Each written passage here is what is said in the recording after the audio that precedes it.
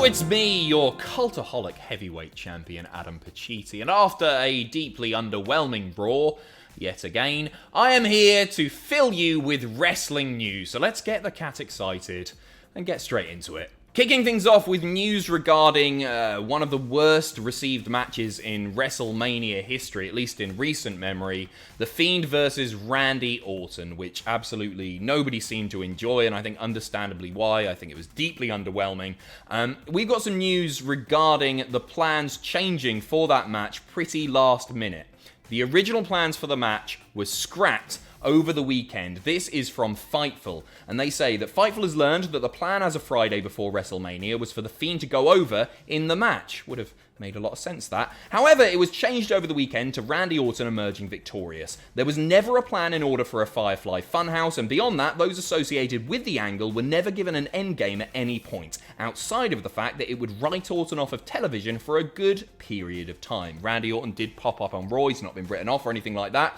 A surprise finish was pitched over the weekend, and we're told that Bruce Pritchard and Vince McMahon were instrumental in the change and the decision-making associated. We were told that management seemed happy with the finish as it played out, despite the opening match of Night 2 of WrestleMania being booed out of the building, or at least the finish of it.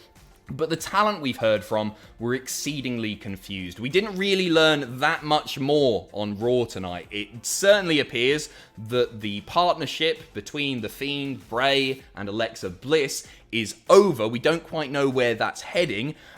Bray doing his best on social media to try to explain the story. He tweeted a photo of Samson and Delilah, obviously a famous betrayal story from the Bible.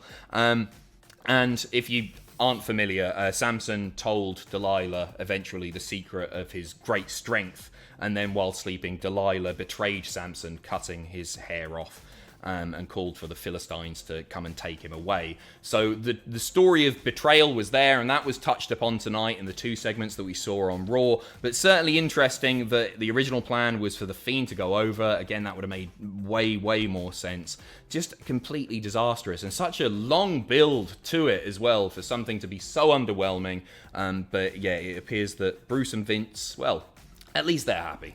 Next up, we've got the reason for a certain title change at WrestleMania. Night 2 of WrestleMania 37 saw Sheamus become new US champion, defeating Riddle in a really great match, I thought, especially considering it was the one that crowned me the Cultaholic heavyweight champion. Anyway, we've got a report from Dave Meltzer of the Wrestling Observer Radio, and he said on air, Riddle was never supposed to be champion. They had to do it because Keith Lee was supposed to win it. For whatever reason, he was pulled.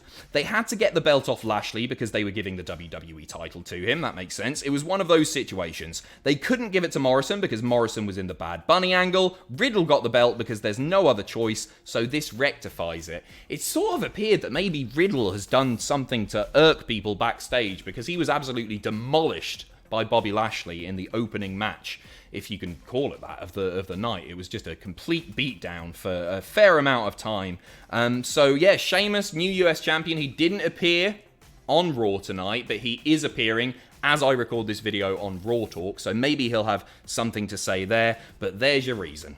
Next up, an update on the Hurt Business from WWE Champion Bobby Lashley himself. Speaking to Out of Character with Ryan Satin, he talked about the Hurt Business following what we thought was its apparent demise. Obviously, that changed a little bit on Raw tonight. I'll get into that afterwards. He said, "It hurt my heart, to tell you the truth." Us too, Bobby. It was something very special. In the wrestling business, it's very seldom that really special things come together and you see so many people get behind it. They were truly a highlight of Raw for a long time. And yeah, it sucks. Ultimately, business is business. Originally, the Hurt Business was started by MVP and myself. We brought people on that deserved a chance. They took it and ran with it, but the Hurt Business is not over. We're just making some adjustments. In the next few weeks, we'll see how those adjustments pan out.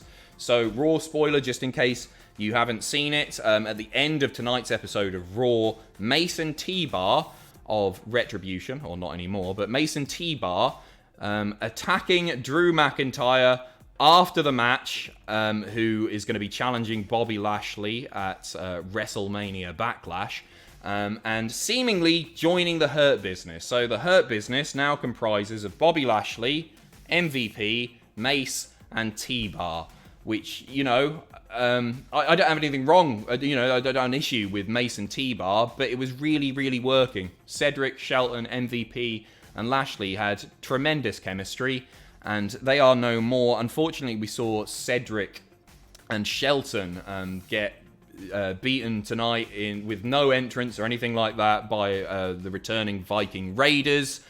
So yeah, just really frustrating, and you've got to believe now more than ever that Shelton and Cedric are once again going to get lost in the shuffle. This could have made them. It really, really could have done. And so I think it's a real shame. I think it's a mistake. We'll see how it pans out, though. Next up, an update to the perhaps controversial finish of WrestleMania 37 Night 2, the Universal title match between Edge, Daniel Bryan, and champion Roman Reigns.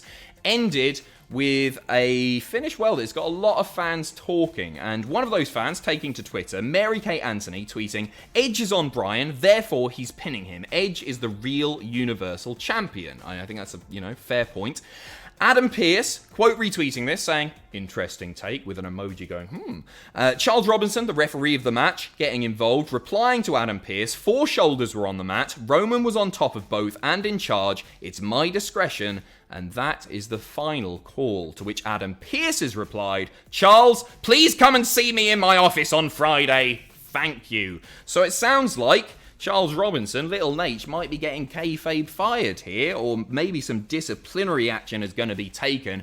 It looks like they are going to be addressing this controversy on Friday, so we'll have to wait until Friday to see how that pans out. Maybe we get some sort of rematch. Maybe they each get another chance at the title. Again, time will tell, but it's going to be addressed on Friday night.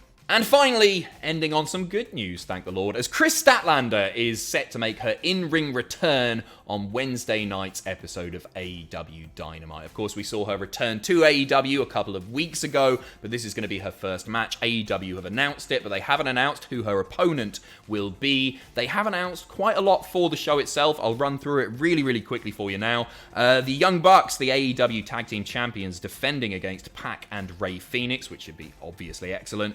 TNT Champion Darby Allin defending against Matt Hardy in a Falls Count Anywhere match. We got Chris Jericho versus Dax Harwood, with Mike Tyson as the special enforcer and the rest of the Inner Circle and the Pinnacle being banned from ringside.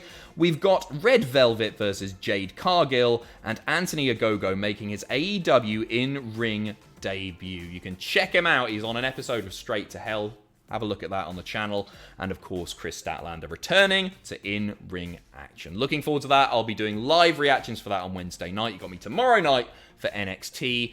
And keep an eye out for loads more great content coming. As always, we've got WrestleMania edited reactions hitting the channel very, very shortly. So yeah, keep an eye out. Take care of yourselves. Good night.